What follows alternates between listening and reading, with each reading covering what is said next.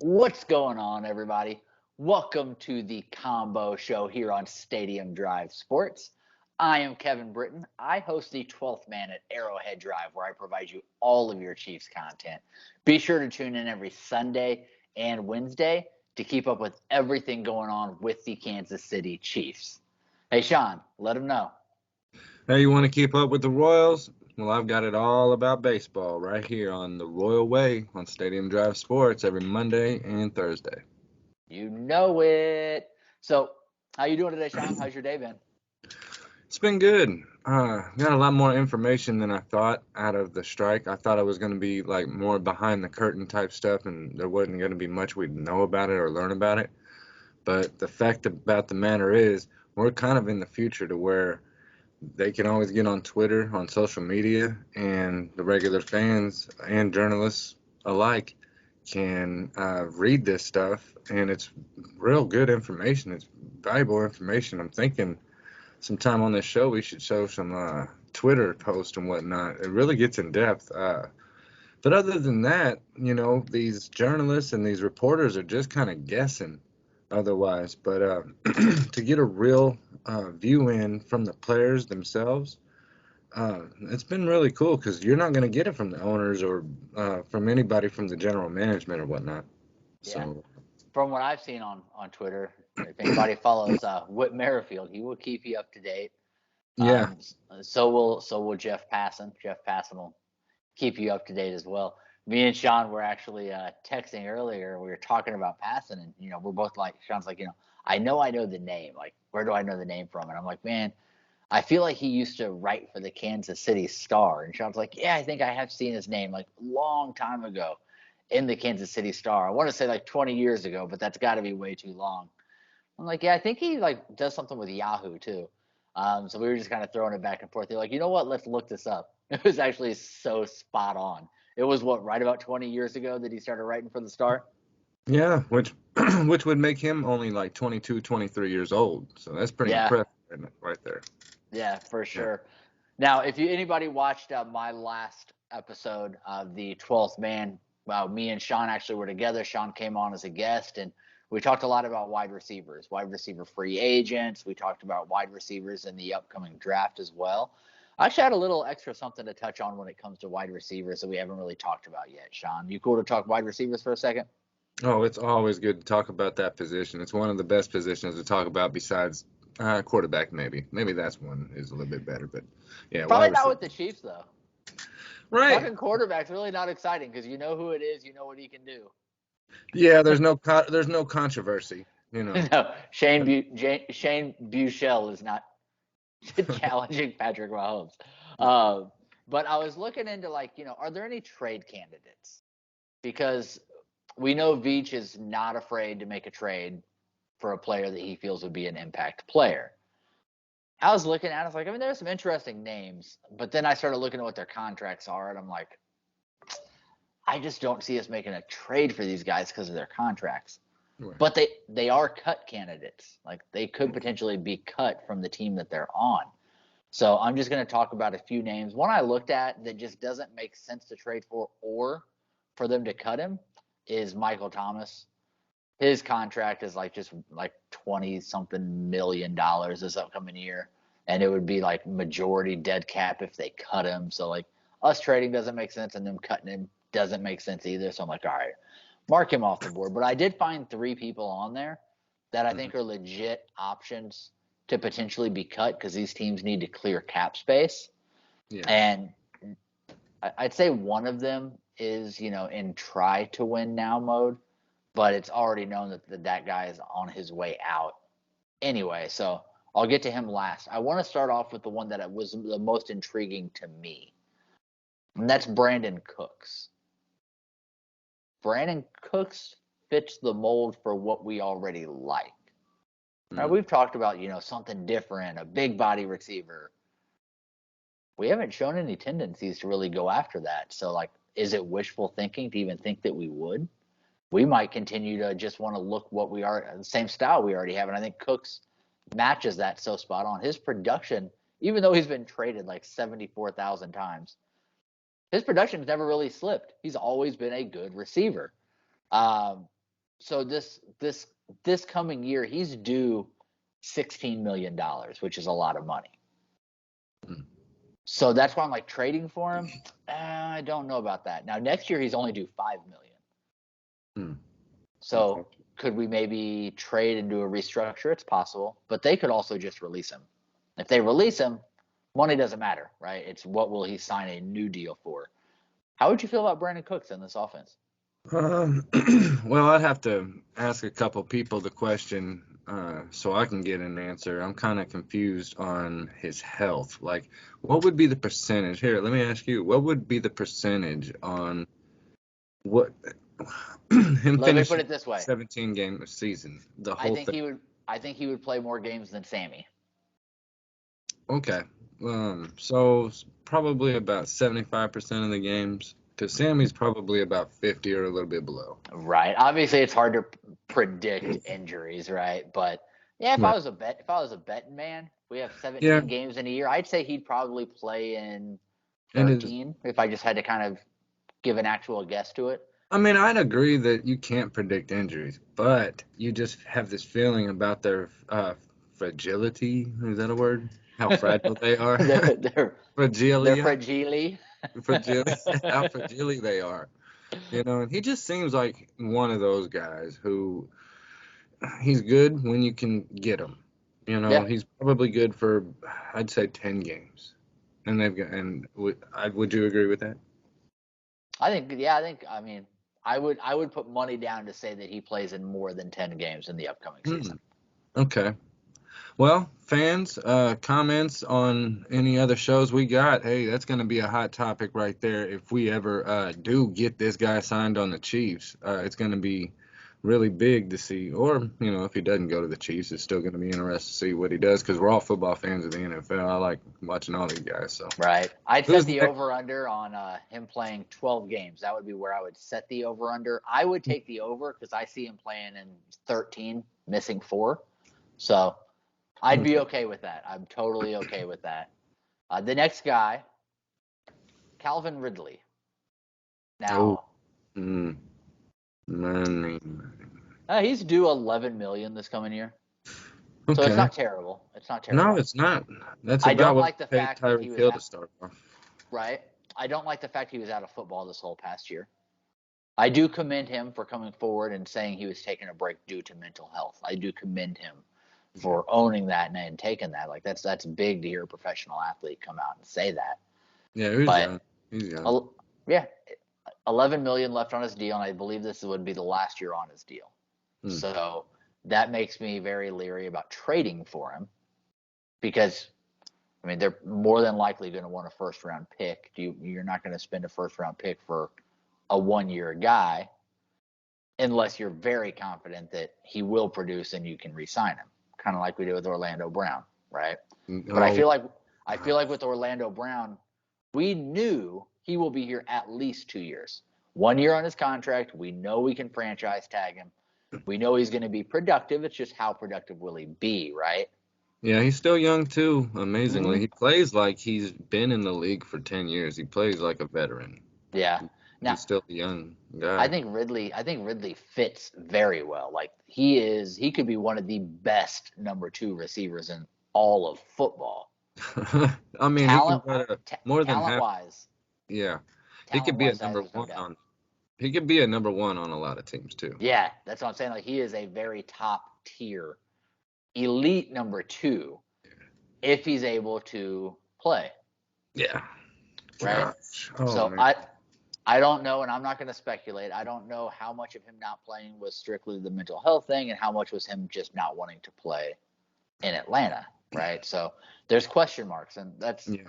how it's going to be on any of these guys. There's going to be some question marks, right? We Yeah. have the health question mark on Cooks. We have the willingness to play, and the fact that he was out for a year for Ridley. And then Mm. the third guy, everybody expects this guy to be released. Like it is thoroughly expected at this point because he's due $16 million this upcoming year. And that's Mm. Jarvis Landry. Oh, okay. Yeah. So I feel like our question mark on Landry is age, Yeah. right? Landry's not a fast guy. He actually ran, I want to say, like the third slowest 40 at the combine the year that he got drafted.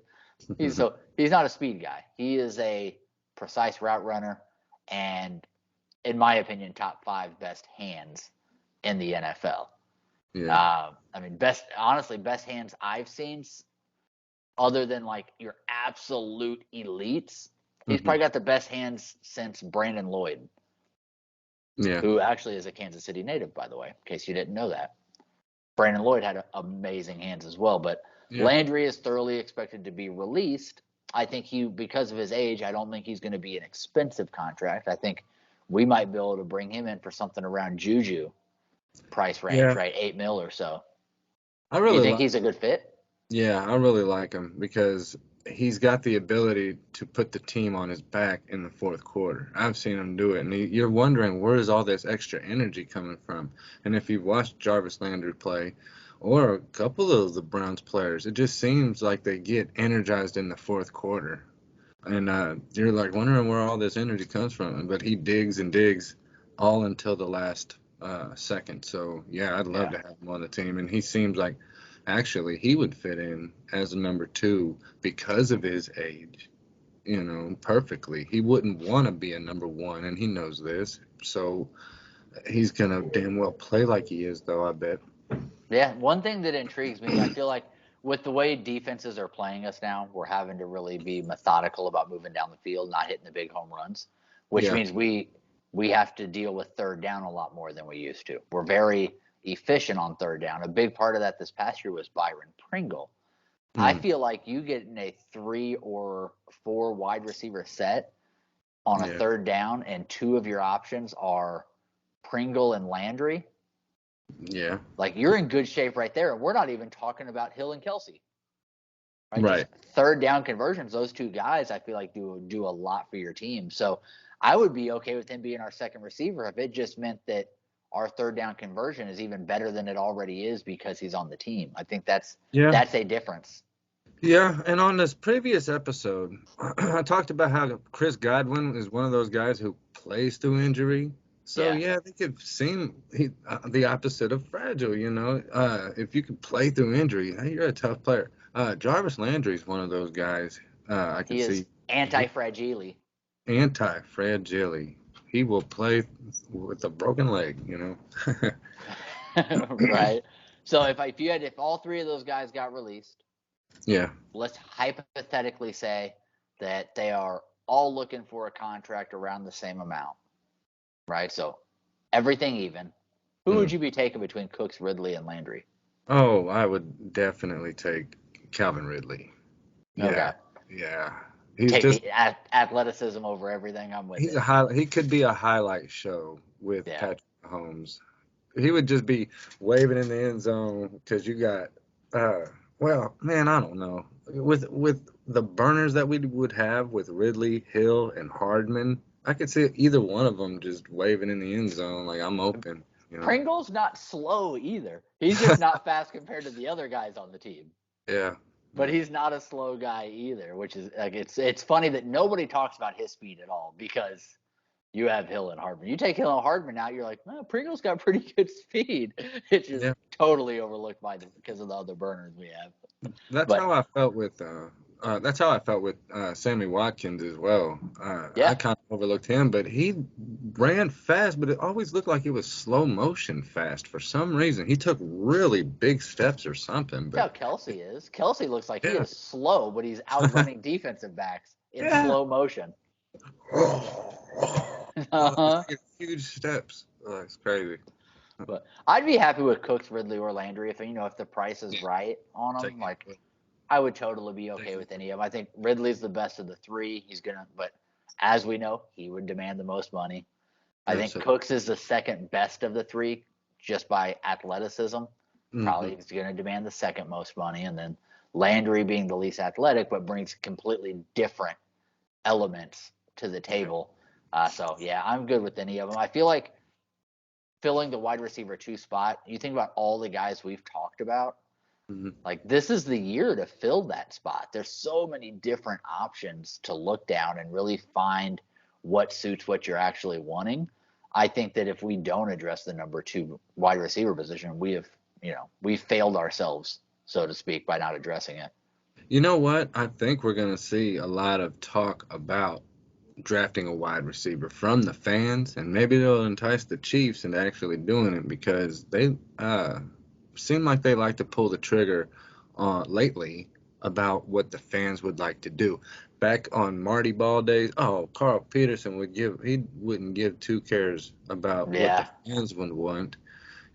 Finally, we got a little bit of leeway with Andy Reid being so cool and how he is. He listens to Patrick Mahomes. Maybe Patrick Mahomes sees something in some of these players, and he kind of entices Brett Veach and Reid and whatnot. So they're kind of open. They're not stuck up guys to be like, oh, no, I'm the boss. No, I'm the boss. I'm the boss. No, I totally agree. This past draft, like what Veach did was amazing. Yeah. Today I was actually watching some mock drafts from last year, right? And these were like about this time last year they were doing some mocks. Um, and some of the mocks I was seeing had Trey Smith in the first round, Really? Yeah. Oh, yeah. He was right? And but he then had issues. he had the blood clots, medical concerns, made him Hmm. fall till the sixth round. We got a legit first round talent. It's not like it's a Mm. surprise that he's good. You know what I Yeah. mean? Yeah. First round talent being mocked in the first round. We got him in the sixth. Yeah. Bolton was steadily getting mocked in the 20s. So in the back half of the first round, we got him back half of the second round. Mm. Creed was constantly being mocked in like the early part of the second round. We got him mid to late part of the second round. So like the value that we were getting last year, Yeah. absolutely insane. Which kind of leads me to a question this year. Okay. Hmm. Do the Chiefs trade away, whether it be trading up, trading down, trading for players? Do they trade away any picks this year, or do they stand pat with their picks? It would be a change for them to stay pat with their picks, and a lot of people would like to see that for a change. But if you know Brett Veach, he likes to play some games with the whatever he can and see what his arsenal is, and he's gonna make the phone calls. He's gonna see what's out there and try to make some deals. But if it's not there, maybe we do. I think it all just depends on the other teams at the very last second if they wanted see what they would like. Like you said, asked earlier, who would be some of our best people to use as trade bait or anything to do with maybe a draft pick? Do we have anyone like that? I don't know. I don't think we have any like tradable players that we would get value for. I mean, Right. you just look at the roster and who is under contract currently, like Thornhill, 1 year Hmm. left on his rookie deal. You're not trading him, No. right? Chris Jones, you're not trading him. Mm-mm. Snead, Fenton, you're not trading them. Neither one of them make very much money. Both of them play better than what their salary is. Um, Uh, Willie Gay, Nick Bolton, you're yeah. not trading them. About the only one I would see is probably Tyreek Hill. But he's He's on just, the last year of his deal. oh, okay. Okay. Nobody's going to trade for somebody on the last year of their deal. Because I Like got to it's see it's that so paperwork. rare. Yeah, Yeah. it's so rare to see it happen. So Yeah. like the only like I hear people say, "Ooh, can we trade Mecole Hardman?" Mm-hmm. He's on the last year of his deal, Okay. and he's not that good. Like I'm No. not saying he's bad, but Oh, as far as trade value, yeah. if you're another team, you're gonna be like, "Yeah, I'll give you guys a fifth round pick for him." Well, at that point, why would we trade him? He's worth more than a Yeah. fifth round pick to us, Right. And right? that's a what I was thinking too. You never want to trade Tyreek Hill just to begin with, but Right. you never really do get your value out of the player that you trade because for two reasons. One, you love the guy. He's your good friend. You grew up with him and all that. He was part of the team and you're gonna miss him. Two is the fact that he's gonna probably do better where he's at, and you're not, and you're gonna have a hole there on your roster, and you're not gonna fill it Right. with. Last time And, we really traded like a player for like legit compensation would have been Marcus mhm. Peters.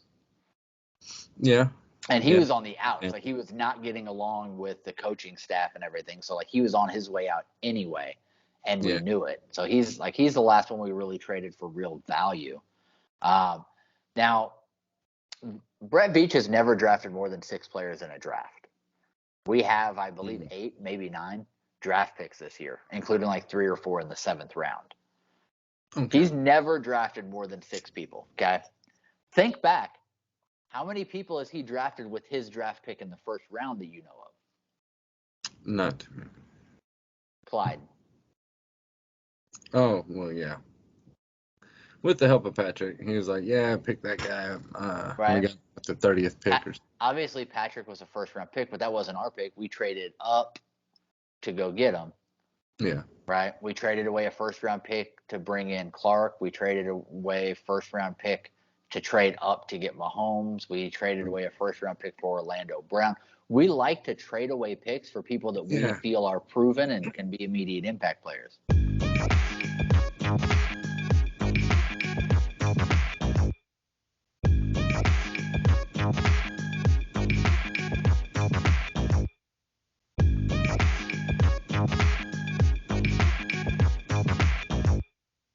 I read this email or something that our boss gave us. I don't remember that, but I forgot the name of this robot program we have on our computer to where if you ask. Oh, yeah. Did you get the email about it?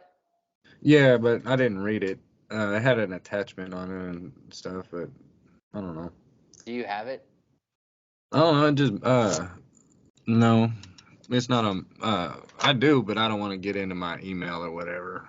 I think I have it here. Hang on just a second. Let me see what I can find. Let's see.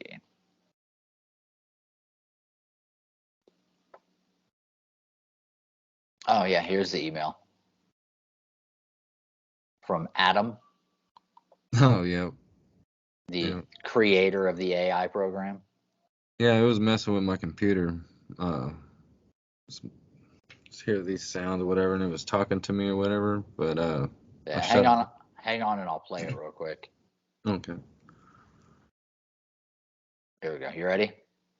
Yep. Okay.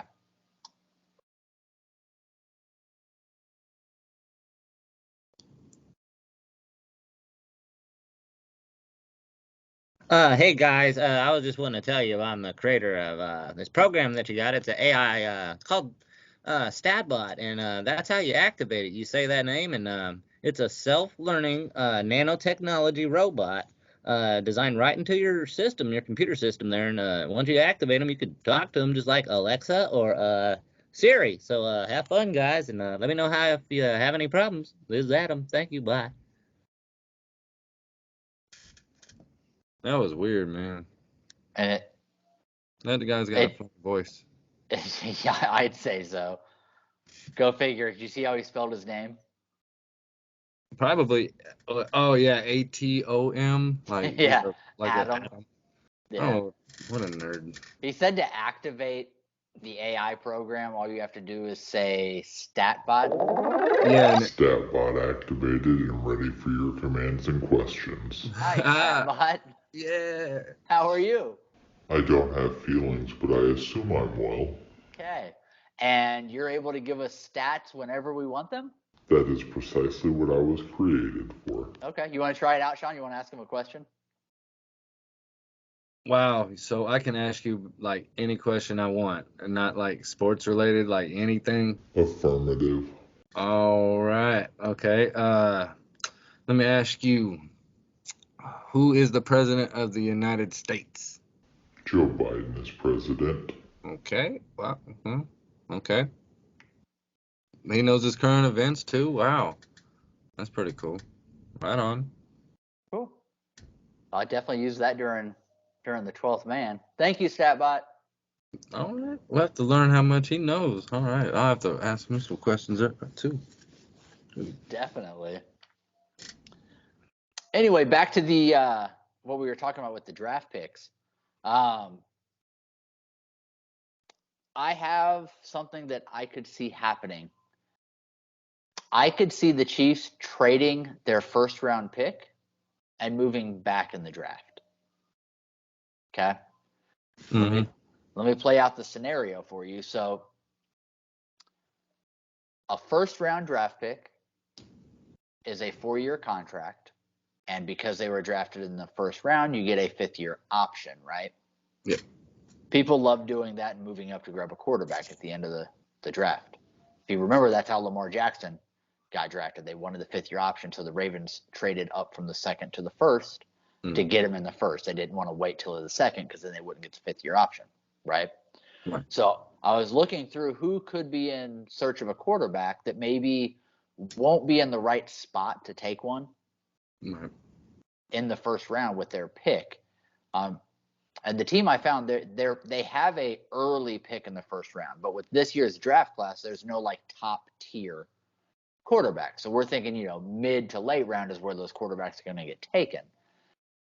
The Houston Texans have the 4th pick in the 2nd round.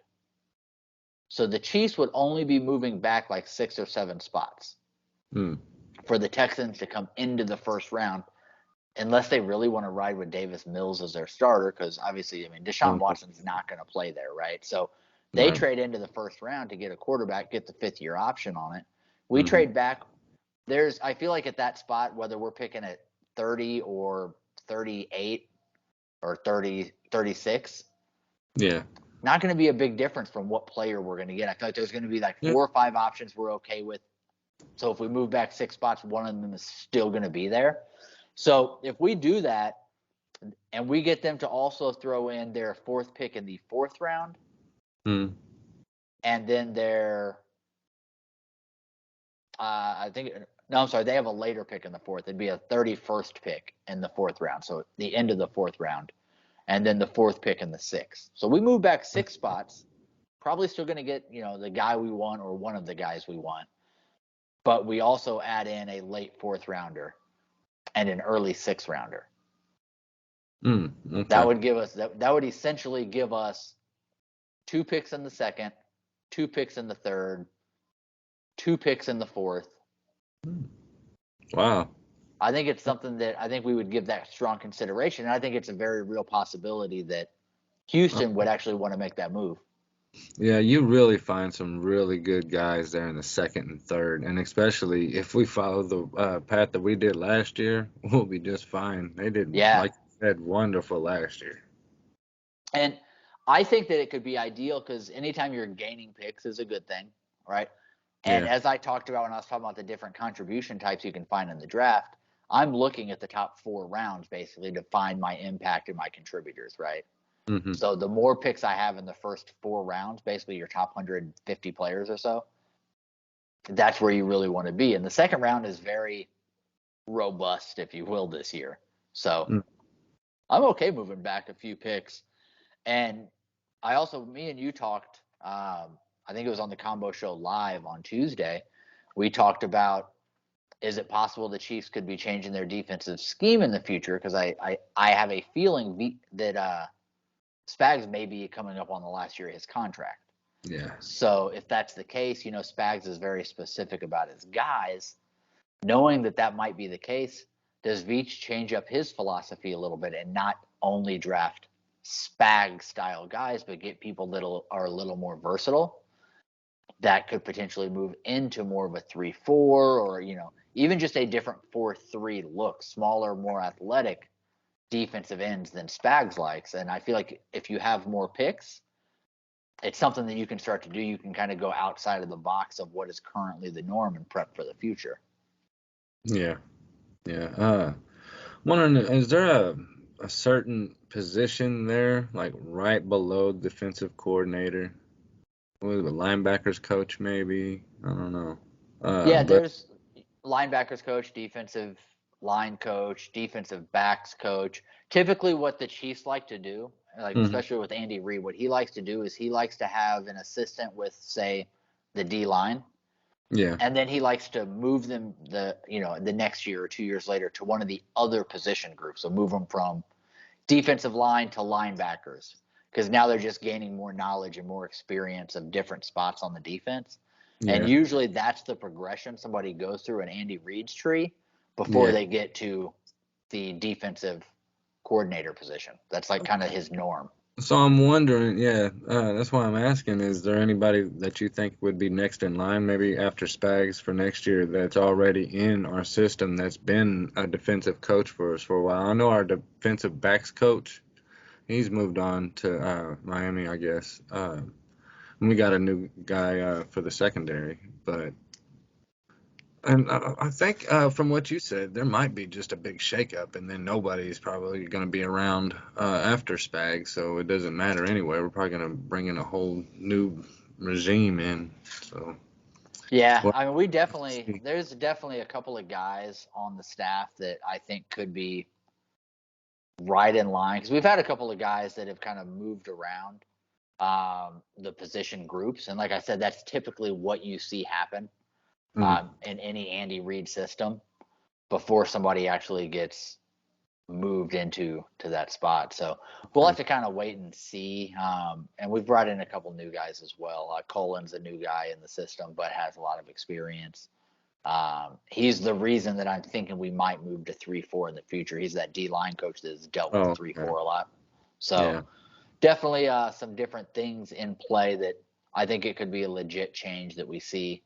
Like I said, maybe next year, 2023, possibly the Yeah. year after. But I can definitely see, the potential of some change coming. They're not going to And keep Spags forever. right, right. Yeah, and like you said, people catch on when you get the same scheme out there time and time again. You kind of want to shake things up. So you'll see that from Spags one more time to really shake things up and give it his all. So might just be a good defensive season coming up for the Chiefs. That'd be pretty cool to see because just for once, really match on both sides of the ball. Patrick Mahomes and the Chiefs offense and a good defensive year. Oh man, let's make it. I mean, let's really make it happen. For sure. I think it's all going to come down to what do we do in this offseason. We got a lot of holes to fill. So it's going to come down to what happens in free agency, what happens in the draft, how do we get prepared for this upcoming season. Yeah. Don't worry, guys. I will keep you all up to date on any free agent moves. Keep up on the draft. I'm going to let you know about the prospects, the free agents, and everything that we got going on. Again, the new league year starts on March 16th. So that's when you can really start to see the free agents like actually signing on the dotted lines. So I will keep you guys all up to date on everything that we have going on for the Chiefs. Be sure to tune into the 12th Man at Arrowhead Drive every Sunday and Wednesday with myself, Kevin Britton, for all of your updates for your Kansas City Chiefs. Sean, before we get out of here, one more time, man, let them know. Hey, you can always comment down below on my show or his. But here's the question I want you to comment down below on for this episode right here is comment your favorite wide receiver that we brought up and talked about. Who do you think we should bring on to the Chiefs? Go ahead and leave that comment below. But as I was saying, you can always comment on my show as well, and that's every Monday and Thursday on the Royal Way on Stadium Drive Sports. For Catch sure. me. And you guys can obviously catch both of us together on the Combo Show right here every Friday, or the Combo Show live every Tuesday at 8 p.m. Central Time. Make sure that you guys tune in, check that out. Definitely leave some comments, man. Like I said, we love to hear your guys' feedback. We want to hear your opinion. If there's anything you want to hear us talk about, let us know. Let us know. We're here for you guys. We're here for the fans. Sean, anything else you need before we get out of here? Hey, screw Rob Manfred. That's it. I was just going to say that. For Statbot, anything you wanted to say before we get out of here? Pants, Sean. Pants are required to be worn at all times during the recording of Stadium Drive Sports. Fair enough. We will work with Statbot. Well, hey, I appreciate you guys tuning in. Again, I'm Kevin. He's Sean. This is Stadium Drive Sports. Until next time.